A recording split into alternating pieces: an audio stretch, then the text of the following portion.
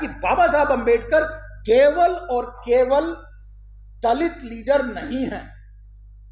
बाबा साहब अंबेडकर केवल और केवल दलित लीडर नहीं है।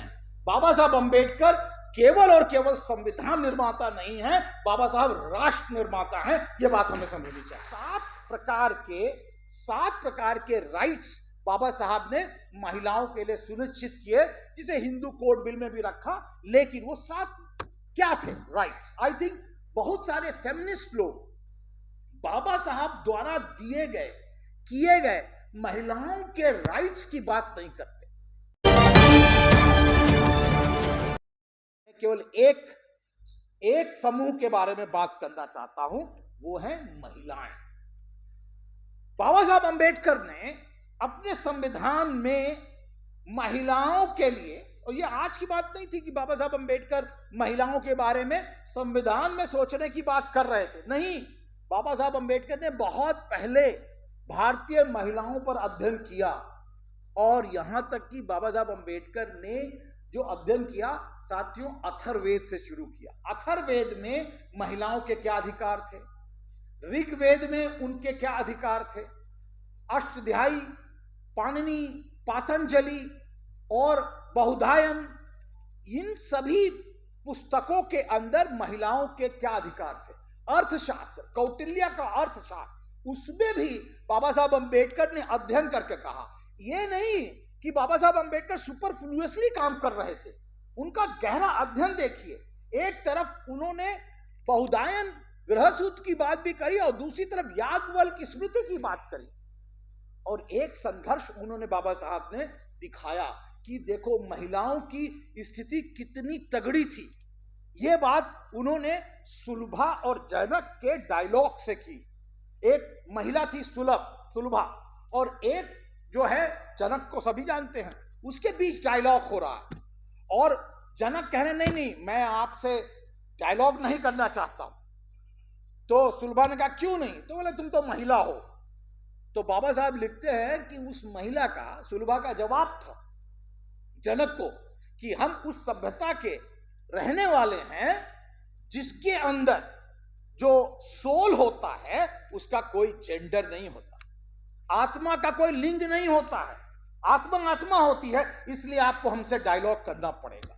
यह जिसे कहना चाहिए बल था। और फिर बाबा साहब अंबेडकर मनुस्मृति, वर्ण संकर थ्योरी और पितृ सावर्ण, मातृ सावर्ण सबका एनालिसिस करते हुए आते हैं और कहते हैं किस प्रकार शनय शनय धीरे धीरे भारतीय महिलाओं की जो स्थिति है वो बदतर हुई। और इसलिए उन्होंने शुरुआत में ही, जब वो वाइसरॉयज काउंसिल की बैठक में थे, तब उनकी काउंसिल में थे, उस समय उन्होंने बाकायदा मैटरनिटी लीव का सुझाव दिया था।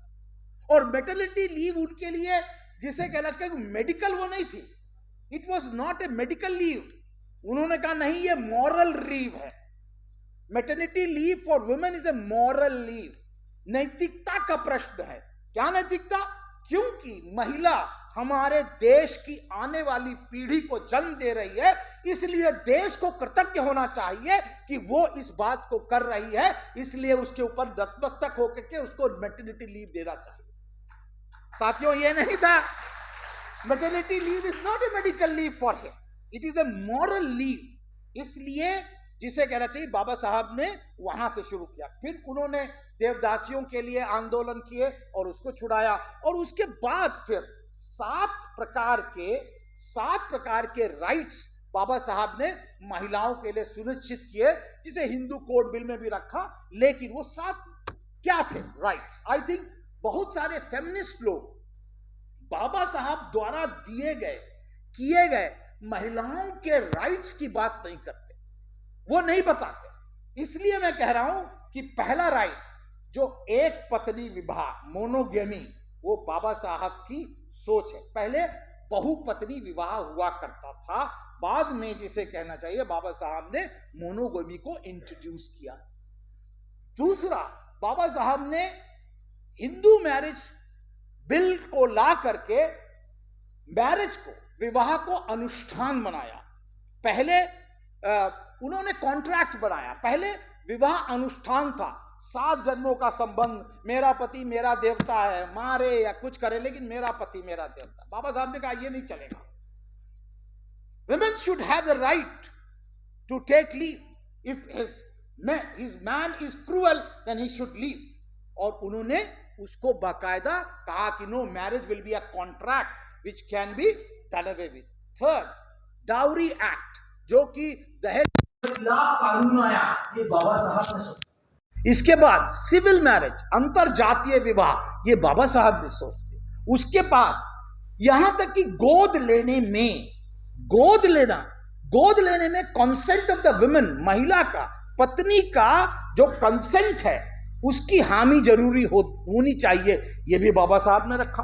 और उसके बाद equal pay for equal work, यहां तक कि प्रॉपर्टी राइट, बाबा साहब अंबेडकर ने property right for the women, महिला, बेटी और पत्नी दोनों को पति की और पिता की जो संपत्ति है उसमें अधिकार, ये बाबा साहब की सोच थी। हो सकता है उस समय नहीं पारित हुआ लेकिन बाद में पारित हुआ। लेकिन सबसे बड़ी बात यह है कि बाबा साहब अंबेडकर ये जो अधिकार थे वो दलित महिलाओं के लिए नहीं सुरक्षित कर रहे थे, ये भारत की सभी महिलाओं के लिए सुरक्षित कर रहे थे साथियों। लेकिन अफसोस महिला आंदोलन इस बात की बात नहीं करता है। तो कम से कम जो महिलाएं जानती हैं उनको अधिकार के लिए बाबा साहब का कम से कम जो है शुक्रगुजार तो होना ही चाहिए। अब आप बताइए, एक तरफ एक व्यक्ति महिलाओं के लिए सोचे, दूसरी तरफ दलितों के लिए सोचे, अकलियों के सोचे और सब समाज के लिए। We the people of India, लोग, हम लोग, ये कोई और नारा नहीं देता। वी पीपल ऑफ इंडिया, अगर प्रेएम्बल पढ़ेंगे ठीक से, हम लोग की बात हो रही है, ये लोग यहां जो बैठे हुए हैं। इसलिए साथियों मैं कहता हूं कि अगर बाबा साहब अंबेडकर ने लोगों के लिए सोचा, दलितों के लिए सोचा, पिछड़ों के लिए सोचा, आपको पता है रिजाइन जब कर रहे थे तो महिलाओं के लिए सोचा, तो बाबा साहब राष्ट्र निर्माता हुए या नहीं हुए ये मैं आप पर छोड़ता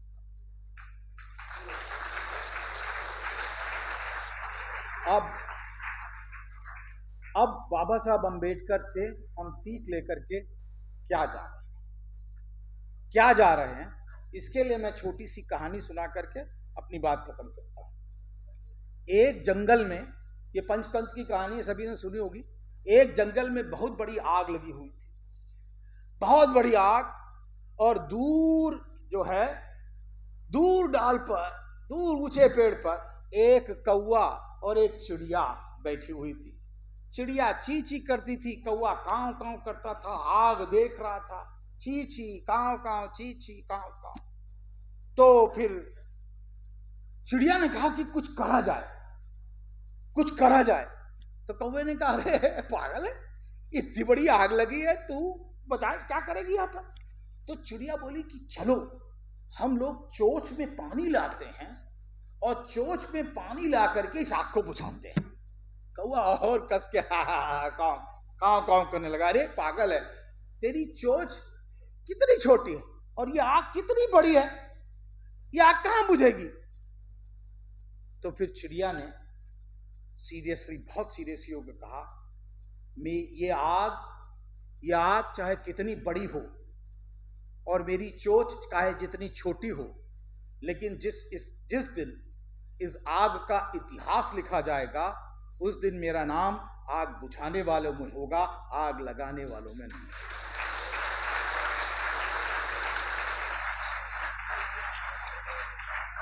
तो साथियों मैं तो यहां बहुत सारी चिड़िया देख रहा हूं और अगर सबने पानी अपनी चोंच में भर लिया तो ये आग बुझेगी जरूर। और बाबा साहब फिर से एक बार जो है बोलेंगे जय Bhim. Thank you very much, thank you very much. जय भीम, जय भारत।